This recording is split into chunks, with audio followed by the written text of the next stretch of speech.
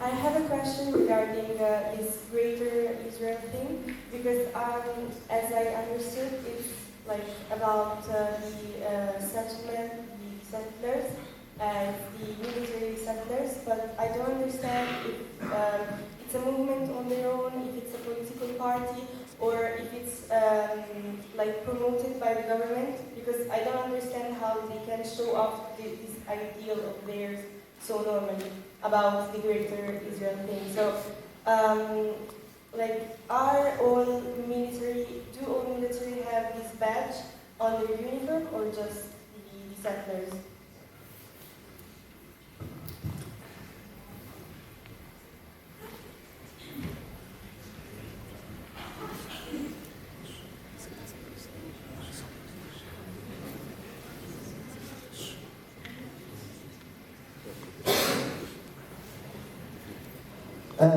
No, so not all soldiers have those kind of badge.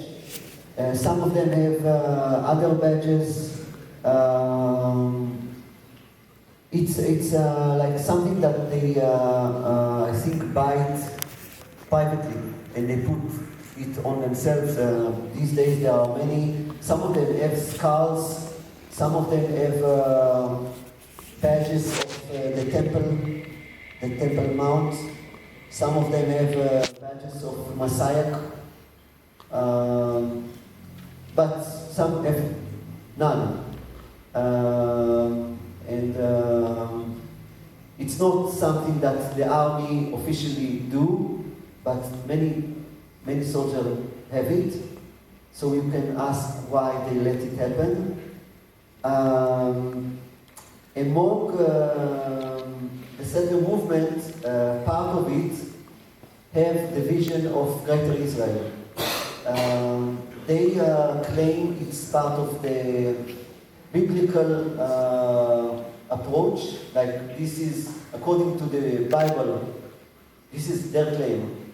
This is the promised land, the land that God promised to the Jewish people. I have a lot of questions about it, including, for example, if indeed God gave it to the Jewish people, who are the Jewish people? Because throughout the years, many of the Jewish people that at that time are not Jewish today, and maybe some of the Jewish today are not the Jewish that at that time. I don't know, it's questionable.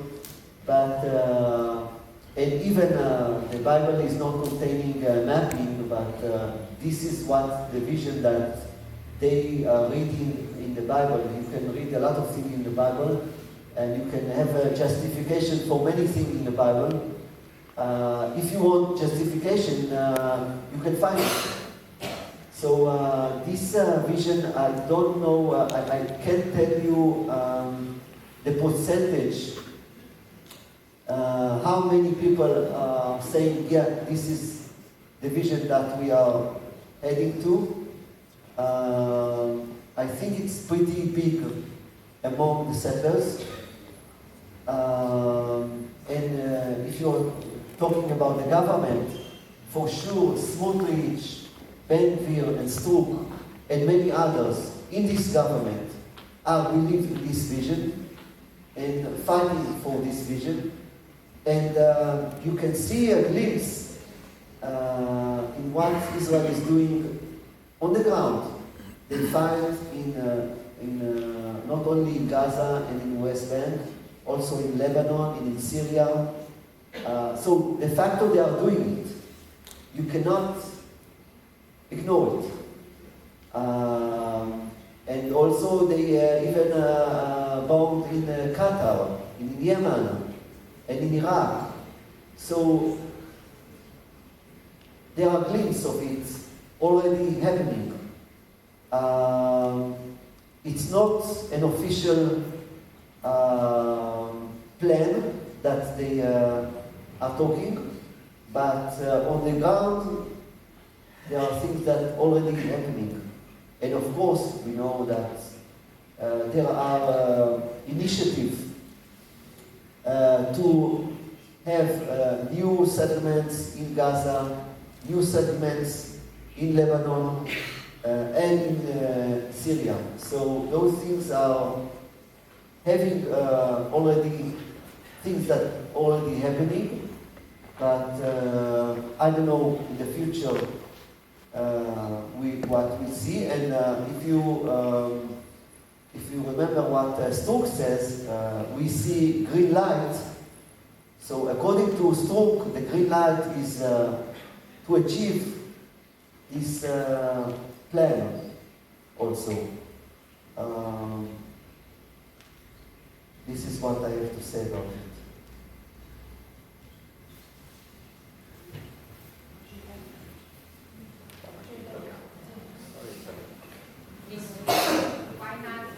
Per noi generalmente Israele rispetto ad altri stati è una democrazia rispetto ad altri stati arabi intorno. Però lei, tu, come attivista puoi essere attivista in Israele? O no?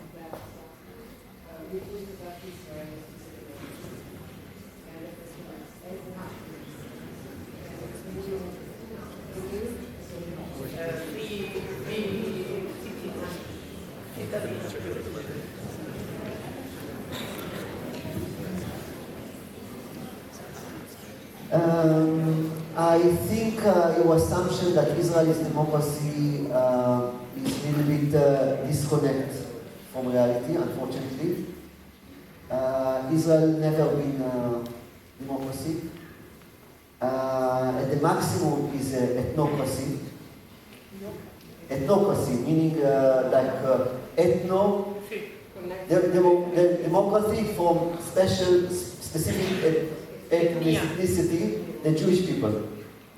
But there are many that are not Jewish people that live there or live in this area that are not having democracy at all, including more than 2 million people in Gaza that living in a ghetto for many, many years, that having no rights, including 3.5 million people that living, Palestinians that living in the West Bank, that having not whatsoever a democracy, including Arab Israelis that living in what it's called 48 in Israel today, Arabs that living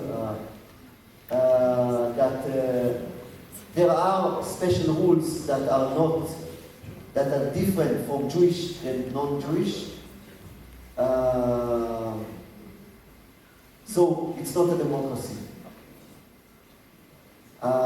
Just to tell you that even inside Israel, without the West Bank and Gaza, there are few status. There are the Jewish Israelis, they are in the top. There are Arab Israelis that have citizenship lower. Even lower, there are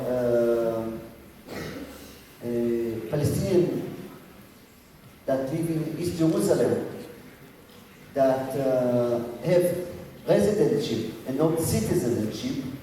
For example, they can vote to the municipality, but they cannot vote for the parliament. The residentship is something that can be taken away from you because of certain reasons. So there are even division inside Israel.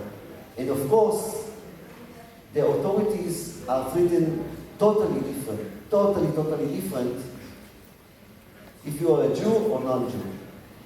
Even if theoretically you should be treated the same, it's totally on reality, so it's really not a democracy. They call it a Jewish and democratic state. This is the majority, everyone says we are Jewish and democratic state. 90% of the Israeli parliament declare themselves as Jewish and democratic. I call it Jewish supremacist and democratic state, which is a joke. You can decide that you are giving more rights and different laws for Jewish people and less rights and different laws for people that are not Jewish and call it democracy. It doesn't work. It's contradiction. Okay? Ma tu hai chiesto se lui come attivista proprio di Israele.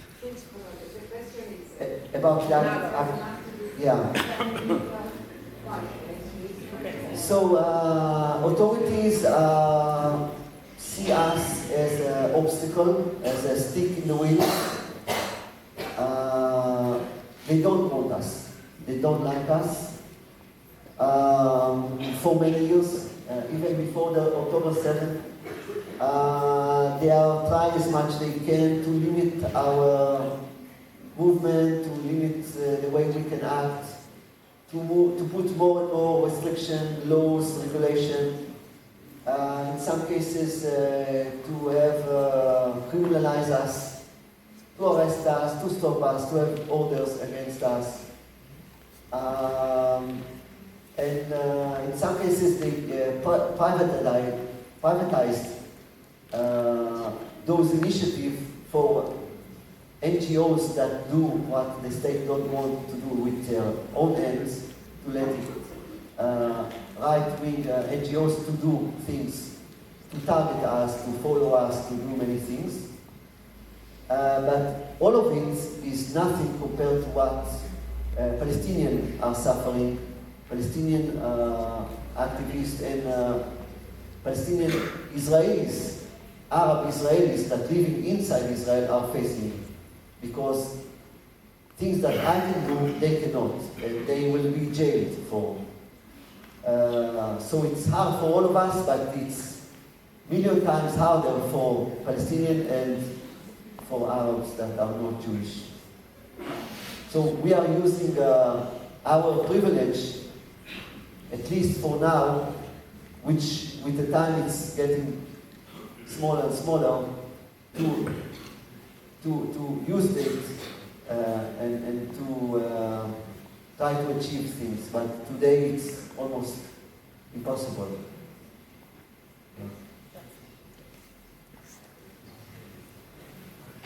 In uno dei video c'era una bandiera per metà rossa e metà bianca, divisa in triangoli.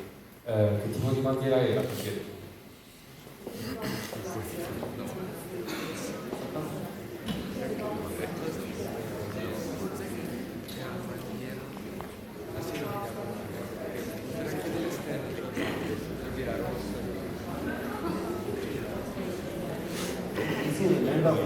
Ah, the military flag.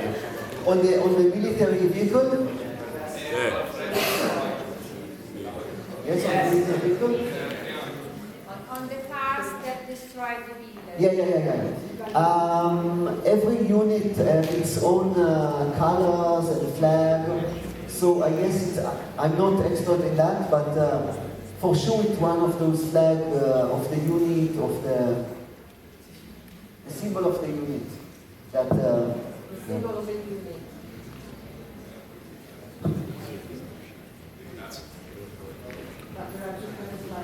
Yeah.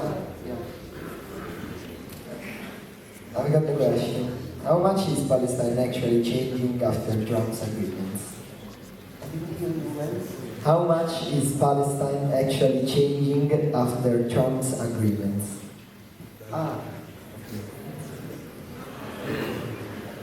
So, I guess it was like a week ago or something like this that Trump had this meeting in the White House with Bibi that announced this deal. But there was a meeting in the UN a few days before, and Trump denied any representative of the Palestinian to come to participate. And of course, when he said to create this deal and to have the terms of the deal, they didn't speak with the Palestinians because they are transparent. They don't care about Palestinians. They don't see them. They don't partners that not exist. So they can sit with themselves, the American and the Israelis, to have a plan and to impose it on the Palestinians. And you know, a day before they sign, Trump threatened the Palestinians that if they wouldn't sign, he will attack them physically, violently. So it's like, you know, you put someone gun in the head and to tell him sign this agreement. So he doesn't have really a choice. He signed it. But is it make this deal sustainable?